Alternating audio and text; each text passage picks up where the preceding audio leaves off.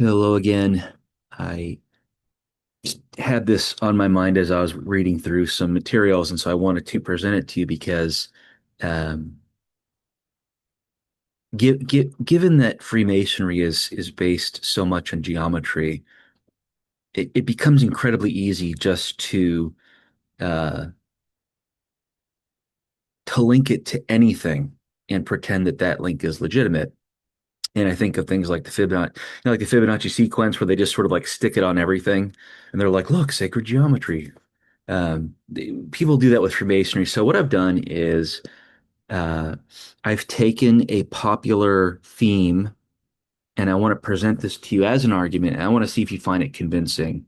Um, because for this, people love to try to link um, Freemasonry with ancient Egypt, and there are of course some Masonic documents that claim that it goes back to Egypt and blah blah blah. That really has to do with um, the the the slaves coming out of Egypt is what that is. But let's skip ahead here. I want to try to connect the Eye of Providence and the 47th proposition of Euclid based off of um, the California Preston cipher here. And so, um, if you don't need to be a Mason, you don't need to read the ritual because the story of the three ruffians is actually available pretty much everywhere, and especially if you Rudolf Steiner writes about it. And so to jump right in, there's this idea that uh, the workers on Solomon's Temple, some um, some evil plot is devised, and you end up having these 15 workers um, who get sort of caught up in the drama. And so three of them are ruffians. They, you know, make some bad decisions, and they end up leaving the 15, which leaves us with 12 um, workers. And then later on, three of those workers will end up going off on their own little quest, leaving us with nine individuals. And this this became interesting to me because 15, of course, uh, is the the so-called magic square. And that's just what they're called. It's not that they're magical, but they're called magic squares. And so the magic square Saturn, of course, is all of the rows add up to 15. So having the this number play in our ritual immediately struck me as interesting and something to look into.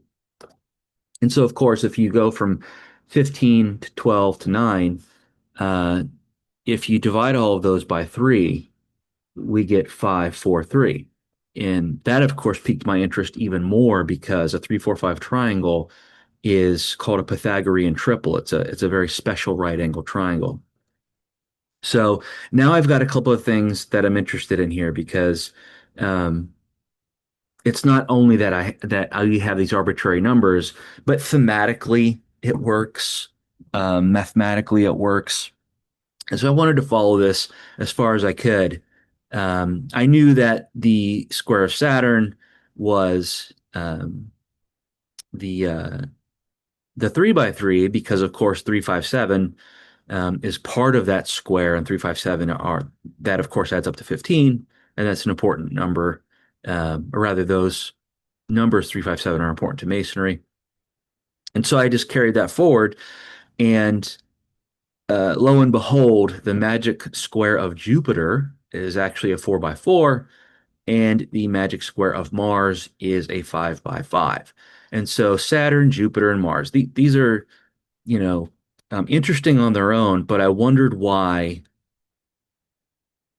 or I wondered if, rather, if there was any sort of connection. And so I did some digging, and lo and behold, the fruit has been yielded because Saturn, Jupiter, and Mars. are all connected to Horus. So Horus, he's been reinterpreted many times, but Horus is related to Saturn as the bull of the sky. He's related to Jupiter as he who illuminates the two lands, and Mars as Horus the Red. So now I'm pretty interested, right? Not only do we have all of the previous points of interest working for us, but now we have these three magic squares with different names, um, but all of which represent Horus. So, I think we ought to take a deeper look here. And I would note that I know a lot of you guys like to go back to Osiris and Isis, and no, I've never agreed with that, and I still don't. I still think it's wrong. Those, of course, were the parents of Horus, and what people like to do is they like to make it seem like the three squares are the father, the mom, and the son. No, it's actually more fitting that all three of these are Horus, because then you have the three personae in one being, which makes a lot more sense just thematically. Um, and so I took my Scottish Rite degrees in Guthrie, Oklahoma, at the Scottish Rite there. And in one of their rooms, they had this enormous solar disk, right? This winged sun, which of course is representative of Horus. Um, Horus, his right eye was the sun, was the morning star. His left eye was the evening star. And of course, we know there's an interest here for me because, of course, those are the same star, right? Um, and so there's this concept of rising and setting, and of course, to further kind of lock this in, Horus was later identified with Apollo, and of course, Apollo's the sun god. Um, and they share a lot of similar attributes.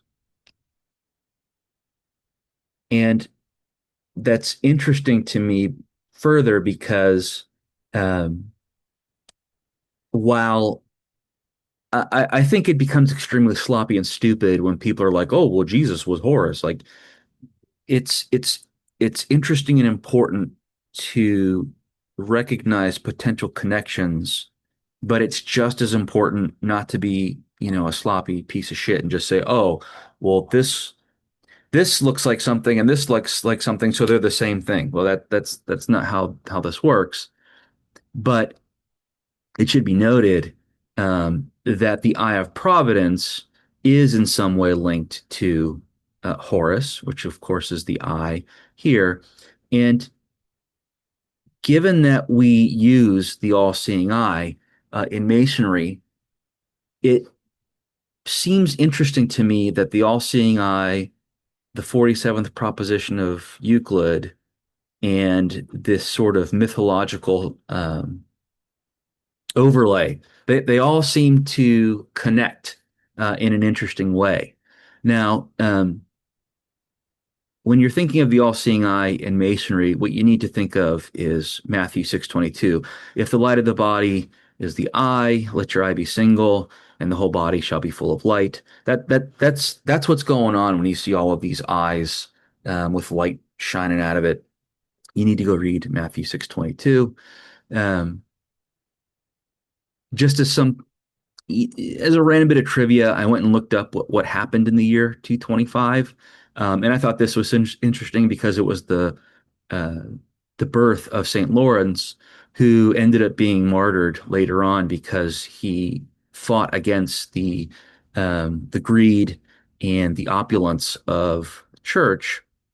And I love this. This is what really pissed off the papacy, or I guess the prefect of the Rome. He said, of Rome rather, "Behold, in these poor persons the treasures which I promised to show you, to which I will add pearls and precious stones, those widows and consecrated virgins, which are the church's crown." So, um, again, do you think that's convincing? Do you think that this could be the connection between the Eye of Providence, which links um, our 47th proposition of Euclid, our use of Egyptian myth to present an idea, And the fact that the numbers, the symbols, the mythology, and the general theme all seem to they all seem to work together. They all seem to coincide. So I hope you'll take a look. I hope you'll attack this with everything you have and let me know if you absolutely hate it, if you just want to rip it to shreds, or if you think, wow, that's kind of interesting and decide to go look up more for yourself. Either way, let me know what you think.